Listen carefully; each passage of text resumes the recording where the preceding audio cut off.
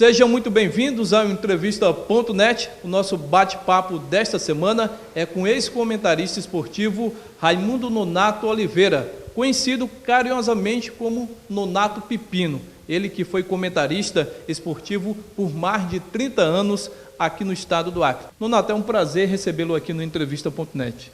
Amigo, o prazer é meu, meus cumprimentos a todos. Fico feliz em você vir até na minha casa, para a gente falar um pouco da nossa história e dessa coisa bonita que é o futebol e a imprensa no geral.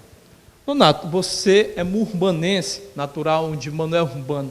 Como é que você chegou ao rádio?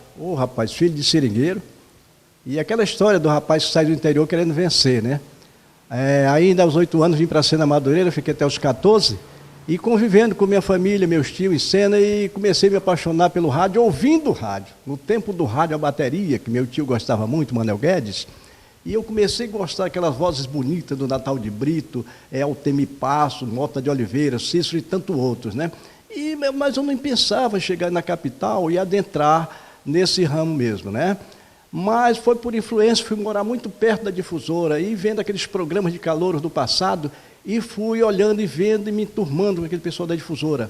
E já aos 17, 18 anos fui convidado pelo Eurico Filho para fazer um teste na difusora. E eu fiquei assim um tanto arredio, porque tinha muitas feras pelo meio, Tinha o Eliseu Andrade, o saudoso compadre Lico e tantos outros. E eu passei nesse teste e fiz um estágio durante 3 meses com os locutores. Naquele tempo você não chegava, pegava no microfone direto, não. E eu fiquei estagiando com o saudoso Mota, Cícero Moreira, o próprio Altemir me ensinou muito. E eu cheguei a um ponto que eu já estava fazendo todo e qualquer tipo de programa da emissora. Aí vem uma coisa que eu gosto muito, foi o futebol. Como eu cheguei no futebol? Naquele tempo, nos anos 60, 70, meus ídolos do rádio eram o saudoso Valdir Amaral, narrador esportivo, E aliás, deu um branco aqui, mas o Rui Porto, comentarista. E eu fui me espelhando nessa turma e comecei a ir para o estádio, levado pela equipe da difusora, onde tinha Etevaldo Gouveia, para mim um dos grandes narradores, já passou pelo Acre, ainda está vivo, e a gente aproveita para dar um abraço para ele, Delmiro Xavier, Joaquim Ferreira, Zezinho Melo, trabalhei com essa moçada toda, que engrandeceu o meu currículo, foi trabalhar com eles, não foi ele, entendeu? Então fiquei muito feliz de trabalhar com esse povo. E um certo dia, o Pinheiro Filho, que era o chefe da equipe da difusora, já foi embora do Acre, faz muito tempo, me chamou, estava fazendo pista, ele me chamou, porque ele teve um problema, para me comentar. E nessa brincadeira, comentando, eu fiquei, o ano foi passando, e ficava aquela ponte, difusora, Rádio Novo Andirá, difusora, Rádio Novo Andirá, Depois, com o fechamento da Andirá, veio a Rádio Capital, que já não tinha tanta força, no esporte. E a gente foi fazendo amizade com o saudoso Campos Pereira, o Chico Pontes, Zezinho Melo, e a gente foi através do futebol, que a gente conheceu essa Amazônia toda, andando do Copão da Amazônia, Roraima, Amapá, Rondônia, e a gente conheceu muita gente por aí.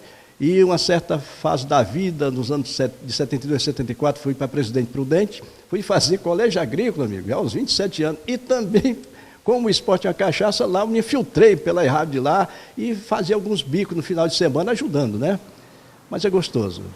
Nonato, são 30 anos como comentarista esportivo. E eu costumo dizer que eu não joguei a toalha não, porque quando vocês estão trabalhando, eu me transporto espiritualmente, sabia?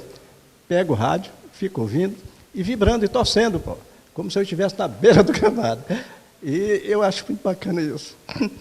É um momento assim muito emocionante, Nonato, mas hoje o rádio é seu fiel companheiro, assim como a família, Nonato? A rádio é tudo.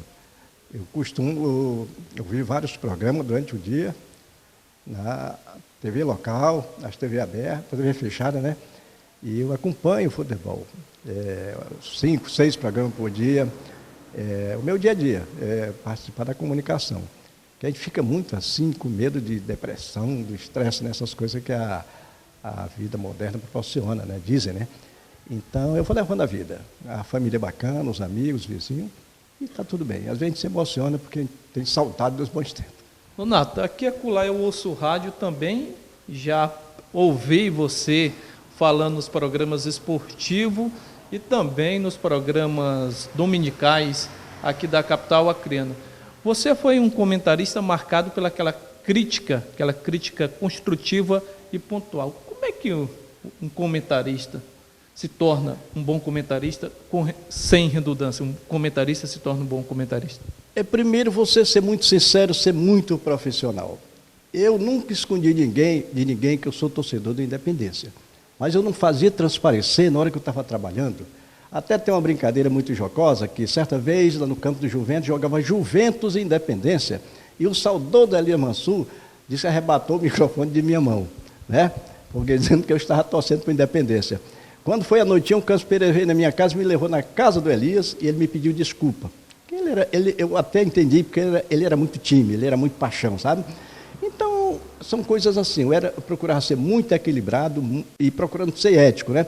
E desenvolver o futebol como ele era, né? Porque nem sempre o time que joga melhor ganha, não é?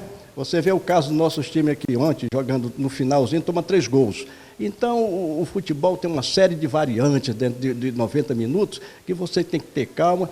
Tanto o técnico como o comentarista tem que estar tudo antenado para não deixar fugir todos os tintim por tintim para o ouvinte que está em casa, porque o rádio é muito gostoso, a vibração pelo rádio é emocionante.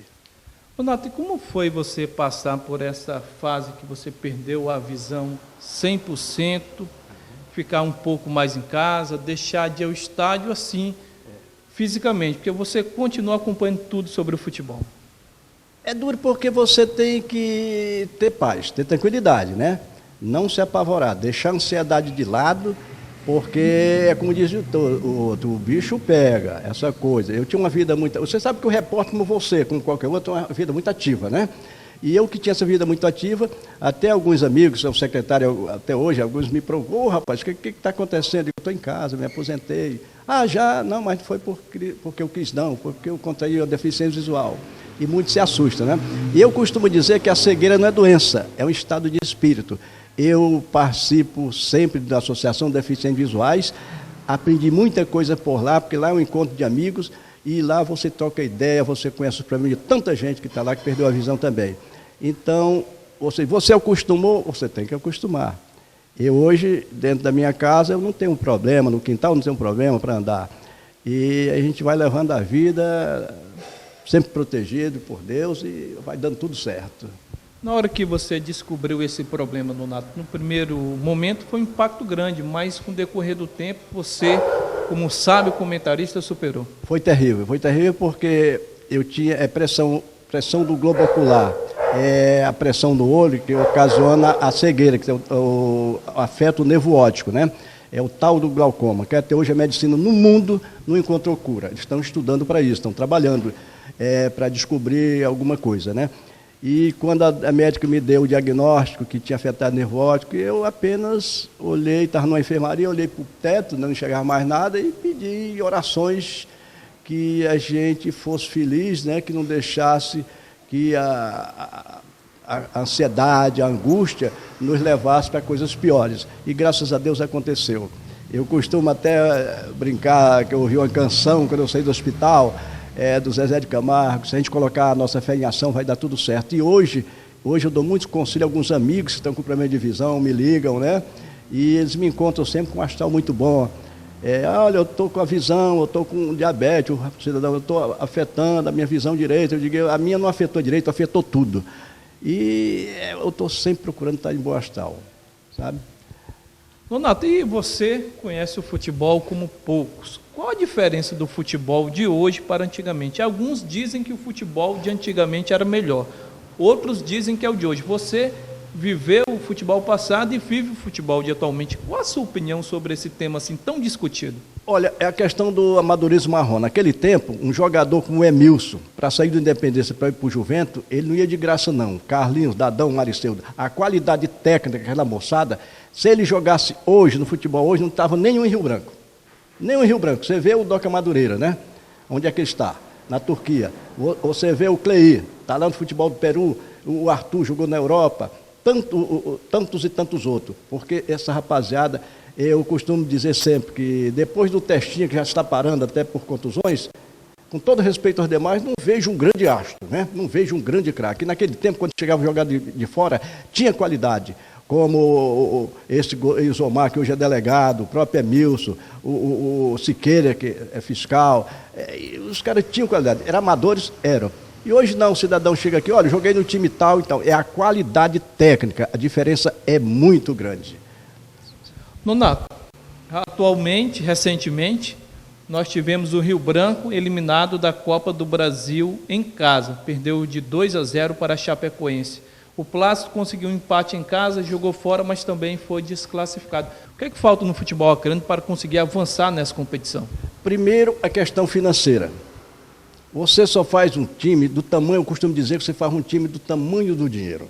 Você veja o exemplo que o Ituano está dando agora para o Brasil, certo? O Juninho Pernambucano comprou aquele time, paga... Juninho Paulista. Juninho Paulista, desculpe.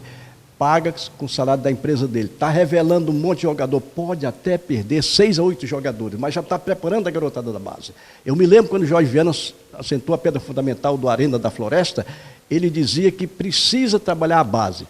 Aí você vai, o Independência saiu do campeonato, o Juventus também. Se você passar no campo dele qualquer hora, você não vê ninguém treinando a garotada, a não ser que eu esteja enganado, não é?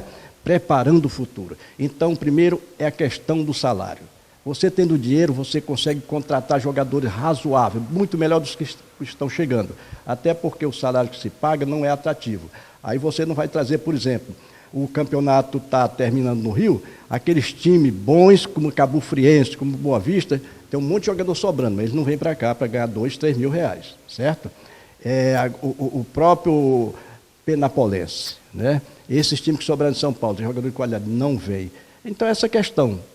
No dia que nós tivermos o clube faturando, tiver receita, no mínimo, quando começar um campeonato, cada time de Rio Branco tiver 100 mil reais em caixa, já dá para contratar mais ou menos um grupo para brigar. Porque esses times que vêm de fora, esse Figueirense e Chapecoense, não é toda essa Coca-Cola, não. Com esses times que eles têm aí, eles são candidatos a voltar de novo para a Série B, entendeu? A não ser que eles contratem mais jogadores. Porque o Vasco quer subir, o Náutico quer subir, não é? A Portuguesa, esses times vão trabalhar para subir. Então, é isso. Aí o pessoal costuma dizer, não, falta a questão de cartolagem, diretoria, também. Mas é preciso ter dinheiro para montar. Você vê um campeonato muito organizado, como é o de Santa Catarina, porque tem grana. O de Goiânia, o de Goiás, porque a Federação de Goiás empresta dinheiro para os clubes. Então, amigo, saco vazio não se põe em pé, certo? Correto. Nonato, em mais de 3 décadas como comentarista esportivo, hoje você também acompanha o futebol. Na sua opinião, qual foi o melhor jogador do futebol acreano?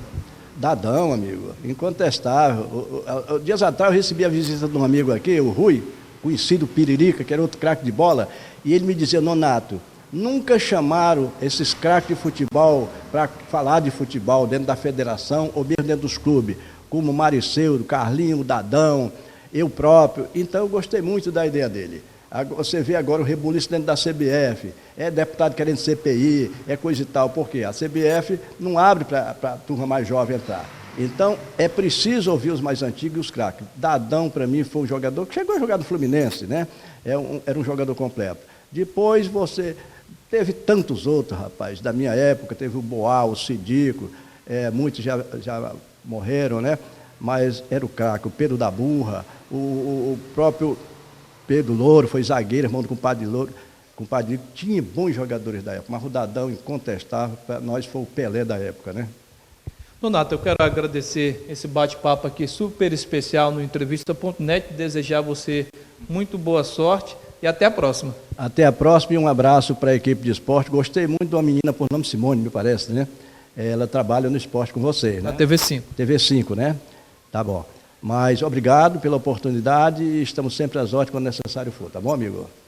O Entrevista.net desta semana termina por aqui. Na próxima segunda-feira a gente volta com outro bate-papo super especial, falando de futebol e também das coisas boas do nosso querido estado do Acre. A todos, todas as palavras que significam muito obrigado.